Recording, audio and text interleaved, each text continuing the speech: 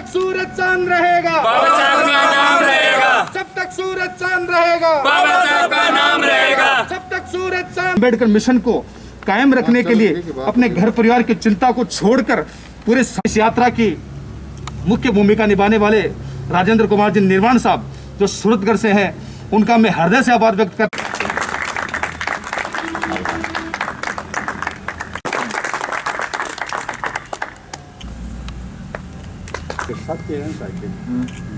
मैं गुरुजी से निवेदन करना चाहता हूँ,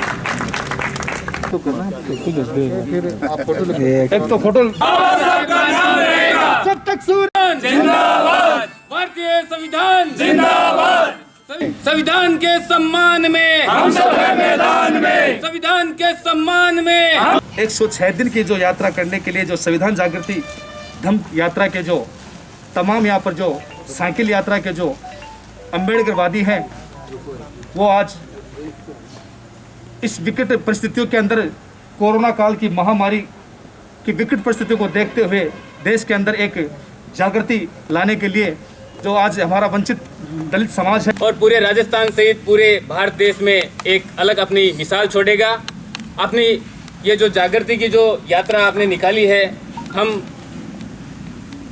प्रकृति से ये अपेक्षा रखते हैं कि आपकी ये यात्रा बड़ी शानदार तरीके से संपन्न होगी। है और उससे बड़ी गर्व की बात यह है कि उसके लिखने वाला जो इंसान महामानव है, वो भी इस धरती से जन्मा हुआ महामानव है। ये हमारे लिए बहुत गर्व की बात है। और अदर कंट्रियां जो है, विश्व की जो कंट्रियां हैं, वो इस बात से परेशान है कि एक ही देश, हमें गर्व है कि वो हमारे भारत का संविधान है। तो इस संविधान यात्रा का इतना ही मकसद है कि हम जो आजकल आपस में फूट चल रही है, हम आपस में बहस कर रहे हैं, भाई से को जो मिला वो तो मुकद्दर से मिला है, पर हमें तो मुकद्दर भी तेरे संविधान से मिला है। हमें तो मुकद्दर भी तेरे संविधान। मेरे से पूर्व वक्ताओं ने बता दिया है कि संविधान के निर्माता बाबा साहब ने जो 3 बातें कही थी, शिक्षित बनो, संघर्ष करो और संगठित रहो। सुनो गोरशू, संविधान के बगैर थारो और कोई ना हो, एक बात थाने क्यों सुनो गोरशू,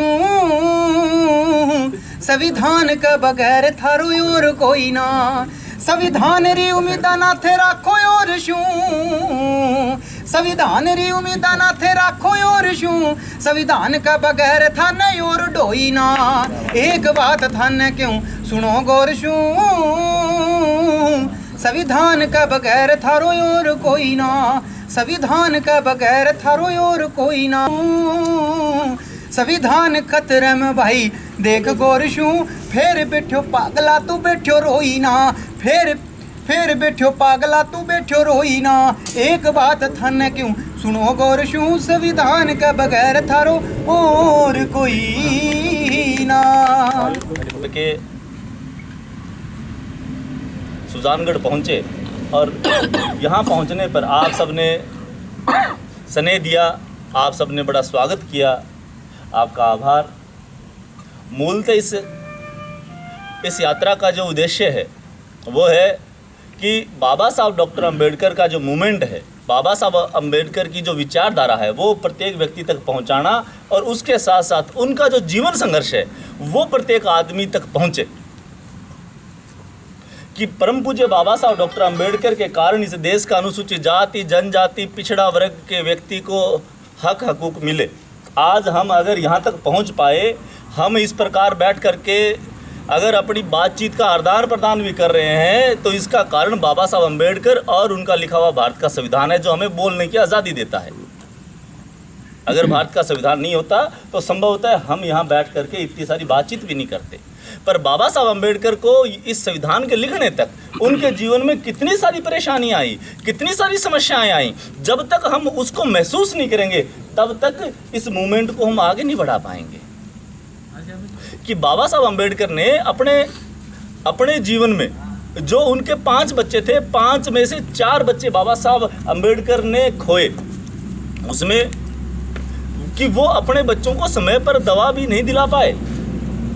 कितनी विडंबना की बात है। आज अगर हमारे बच्चे को जुकाम भी हो जाए तो हम शहर के 50 डॉक्टर इकट्ठे कर लेते हैं, परंतु बाबा साहब अम्बेडकर जीवन में अपने बच्चों का इलाज नहीं करवा पाए। बाबा साहब अम्बेडकर अपनी पत्नी माता रमाबाई का भी, कि माता रमाबाई जब 35 साल की उम्र में इस संसार से विदा हुई तो उसका भी कारण यही था कि उनका सही समय पर सही इलाज नहीं हो पाया। और माता रमा ने जीवन के अंतिम पलों में एक बात कही बाबा साहब अम्बेडकर से कि बाबा साहब मेरे इन 7 करोड़ बच्चों का ध्यान रखना। कितने आश्चर्य की बात है कि बाबा साहब का वह बेटा जीवन में मैट्रिक पास नहीं हो पाया। उस व्यक्ति का बेटा जो सिंबल ऑफ द नॉलेज है, जो ज्ञान का प्रतीक है, और उसकी मूर्ति कोलंबिया यूनिवर्सिटी में लगी हुई है। इतने बड़े महामानव का बच्चा जब मैट्रिक पास नहीं कर पाया होगा तो आप समझ सकते हैं कि बाबा साहब ने हमारे लिए कितना संघर्ष किया। आज हमारा जब बेटे की शादी हो रही थी, यशवंत की जब शादी हो रही थी, बाबा साहब अम्बेडकर उस समय सभा कर रहे थे। तो आज की तरह पत्रकार बंधुओं ने पूछा कि बाबा साहब आप सभा कर रहे हैं जबकि आपके बेटे की तो शादी है मुंबई में। तब बाबा साहब का उत्तर क्या था पता है? बाबा साहब का उत्तर ये था कि जिसकी शादी है वो वहाँ है, मेरा क्या काम है, मैं तो अपनी मूवमेंट में लगा हुआ हूँ। इतना बड़ा त्याग कोई व्यक्ति कर सकता है कि जिसका एक ही बेटा बचा हो और वो भी बड़ी परेशानियों के बाद उसकी शादी हो रही हो और वो व्यक्ति शामिल नहीं हुआ। कितना बड़ा संघर्ष बाबा साहब अम्बेडकर ने हम सब के लिए किया।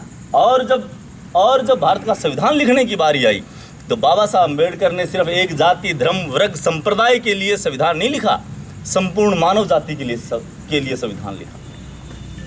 सब जातियों को, सब वर्गों को, सब धर्मों को एक जैसे हक हकूक दे करके उनको समानता का मार्ग दिया। और समानता का मार्ग, जो मार्ग बुद्ध का, कबीर का, फूले का, शाहू का, गरीब साहब का, नानक का जो मार्ग है, वो मार्ग भारत के संविधान में समाहित किया।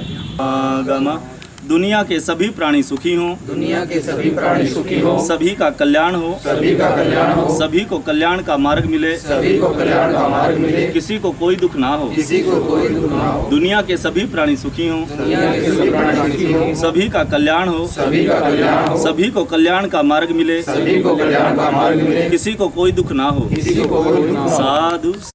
आने वाला टाइम जो आप देख रहे हैं, हर समय संविधान से संबंधित चर्चाएं होती रहती है, छेड़छाड़ होती रहती है,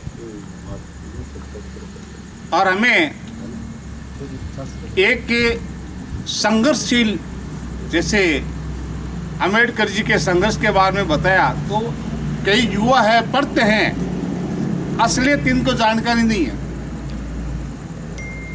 क्योंकि उस समय परिस्थिति अलग थी, कैसे पढ़े थे और कैसे रोजगार ले, कैसे अपने भाइयों को सपोर्ट कर आज हमें इस स्टेज पर खड़ा कर दिया। और मैं साथियों से भी आग्रह करना चाहूँगा, जो इस अम्बेडकर का सहयोग ले रहे हैं, लाभ ले रहे हैं, उनको भी त्याग करना चाहिए, एक दूसरे का त्याग करना चाहिए, संभल करना चाहिए। अपने से कमज़ोर साथी है उनको सहयोग करना चाहिए, उनको सपोर्ट करना चाहिए। कोई बच्चा कमज़ोर है उनको आगे गाइड करना चाहिए, कंपटीशन में गाइड करना चाहिए, ये हमारा कर्तव्य है। यात्रा कहाँ से शुरू की है, क्या उद्देश्य है? यह यात्रा सूरतगढ़ से शुरू की 22 अगस्त से, और इसका जो उद्देश्य है वह लोगों के बीच समानता, स्वतंत्रता, न्याय, बंधुता, भाईचारा, करुणा और मैत्री का संदेश देना। और जो भारतीय संविधान की जो प्रस्तावना है, ये प्रस्तावना है, और उसका जो प्रथम शब्द क्या लिखा हुआ है, इसमें लिखा है हम भारत के लोग, यानी हम जाति, धर्म, संप्रदाय, वर्ण से ऊपर उठ करके हम भारत के लिए समर्पित लोग हैं। तो हम जो वर्गों में, समाजों में, जातियों में हम जो बंटे हुए लोग हैं, उनको एक जाजम पर बिठा करके और हम उनको मित्रता का संदेश दें, यही इसका उद्देश्य है मूलतः। राजनीतिक पार्टियां हैं, कांग्रेस, भाजपा जी जी वर्तमान में राज कर रही है, पूर्व में राज कर चुकी है जी। कौन सी पार्टी ने अम्बेडकर को की जो विचारधारा को इग्नोर किया या जनता के बीच में नहीं बताया? भाई राजनीतिक जो समूह है उन्होंने तो बाबा साहब अम्बेडकर की मूवमेंट को दबाने का ही काम किया है अभी तक। अब अगर इतने सालों बाद बाबा साहब अम्बेडकर का नाम लिया जा रहा है या उनके लिए किसी ढंग से काम किया जा रहा है तो उसमें उनकी राजनीतिक स्वार्थ सिद्धि है, इससे बेहतर और कुछ नहीं है। जबकि बाबा साहब अम्बेडकर का लिखा हुआ जो भारत का संविधान है और आप उसकी जब प्रस्तावना को देखेंगे तो उस मूल प्रस्तावना के विरुद्ध लोग रोज़ काम कर रहे हैं, जो कि एक नुकसानदायक है, जो है भारत की एकता और अखंडता के लिए खतरा पैदा होता है। आपने उनके परिवार के बारे में बताया, एक उनके अभी है परिवार से वो चुनाव राजनीतिक पार्टी से ताल्लुक़ रखते हैं, अभी तक कोई चुनाव नहीं जीत पाए, क्या कहना चाहेंगे? तो उस पार्टी का नाम? उनके एक परिवार से हैं अम्बेडकर। देखिए हम सब लोग बाबा साहब अम्बेडकर के ही परिवारों से लोग हैं।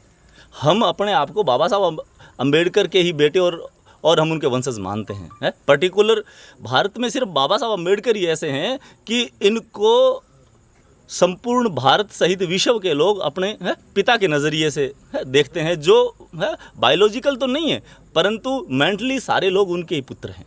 तो इस मुद्दे पे यही बात है।